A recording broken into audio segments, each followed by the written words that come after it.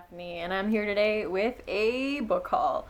So there's a few places where I got these books. The first one, I went book shopping with Olive over at ABookOlive a few days ago, and it was so fun, guys. So I got 2 books from there.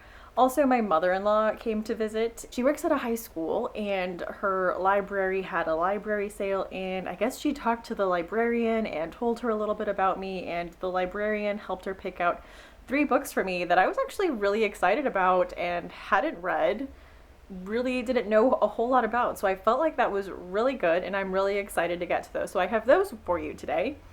And also, like I mentioned a few videos ago, those Kindle daily deals have been killing me. So I have a few that I have bought recently that I want to talk to you guys about. So this is my haul. So the first couple books I want to talk about are the ones from when I went book shopping with Olive.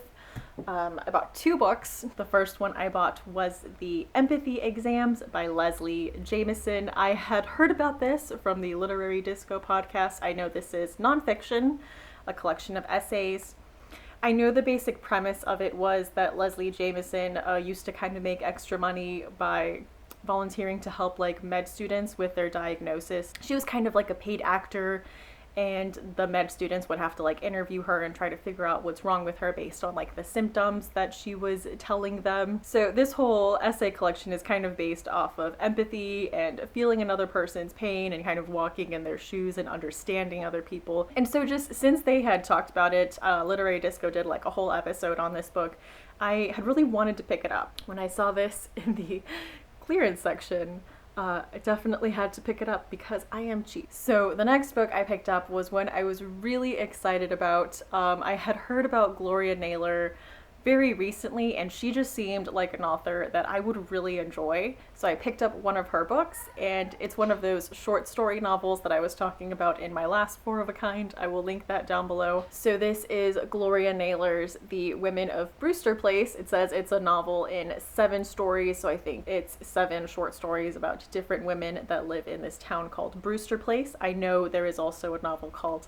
The Men of Brewster Place, which I saw Alicia over at the Pretty Brown Eye Reader reading. I might have to pick that up next if I just really enjoy this. She's written a lot of other books that I just am so excited about. I am really excited, and so this was a book I was very happy to see and very eager to pick up. So the next bunch of books were the ones that the school librarian picked out for me as books that I might not have read, but might enjoy.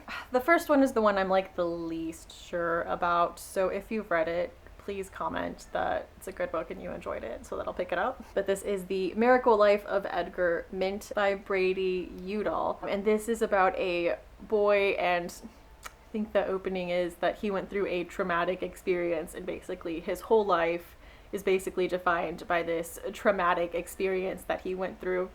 Why am I nervous about it? I'm nervous about it because it is a child narrator, and for what it seems like a precocious child narrator, which just isn't my thing. So as much as it does look interesting, that is making me a little hesitant to pick it up. So if you have something nice to say about this book, please say it, because I don't know. The next book that she bought for me, was Barbara Kingsolver's The Prodigal Summer. I checked this out on Goodreads, and a lot of people whose opinions I respect rated this very highly, which gets me excited for it. I believe this takes place in Appalachia, and it's about 3 different stories that interconnect, and they are about people and their relationship to nature. If I am guessing if I read that correctly. If you know and that's wrong, let me know. Yeah, but I was really excited to see that a lot of my Goodreads friends had rated this pretty highly, so it's something I'm excited for. I've never read any Barbara Kingsolver. She's always been one of those authors that I've wanted to pick up. This seems like it'll be a really good first book. So the last book that librarian picked out for me was Joanne Harris's Sleep Pale Sisters. This seems like a gothic story. I know it's one of Joanne Harris's earlier works, like before Chocolat and before she just like took off from there. So this seems like a haunting kind of gothic story. I know it's about a young girl who becomes this artist's muse, and he can't face the fact that she is not who he thinks she is. You know, he kind of projects this image of what he wants her to be, and he's not ready to accept who she really is. I don't know. I'm sure it's a lot more interesting than that, but that's kind of what the back flap is making it seem like. Goodreads also had it, like, pretty far down the list of genres that it falls into, had it under horror, so I'm not going to get my hopes up too much about the horror aspects of this novel, but it should be interesting to check this out for sure. Now I'm going to talk to you about all those Kindle daily deals that have been just killing me. I need to just like unsubscribe from like 2 of those and only get like 1 Kindle daily deal alert service instead of 3 different ones, and maybe that'll save me some money. So the first book I picked up as a Kindle daily deal, I don't know if you can see, is The Last Policeman by Ben Winters. And I had heard this talked about on Literary Disco podcast. I think this was one of Todd's favorite books one year at the end of the year. It seems like this is part of a series. I don't know if the other books for the series are out yet, but it seemed really interesting. You know, a literary person I trust rated it highly, so I definitely bought it when I saw that it was on sale. The next book I bought that I am making my way through in and out is Sick in the Head by Judd Apatow, which is really just his collection of him interviewing comedians. What I didn't know was that all of the interviews were kind of about the art of comedy. And while I enjoy comedy, I myself am not a comedian, so I don't really get into comedy as like an art form. You know, like none of these interviews are really getting down to anything personal about these people. It is definitely like, when did you start doing comedy? What works? What doesn't? And if that's something you're into, I would definitely recommend this book if you're like me and you just kind of wanted to read celebrity interviews. It's not quite that. So the next book I bought was a horror novel. I bought Dan Simmons' The Terror. Again, I don't know if you can read. I just see a big glare. Is Dan Simmons' The Terror. I just finished Summer of Night. I enjoyed his writing. It was really long. I think this one is also really long, but I know it's a horror novel kind of about this group of Arctic explorers, and it seems really interesting. Julie from A Girl and a Book just bought it, so we might be doing this as a buddy read. The next one I bought was LaRose by Louise Erdrich. I don't know if I'm saying that right, I'm sorry. So there was a few reasons I picked this up. First of all, this book takes place in North Dakota, which for my 4 of a kind thing is a state that I'm having a really hard time finding fiction or nonfiction that are set in North Dakota.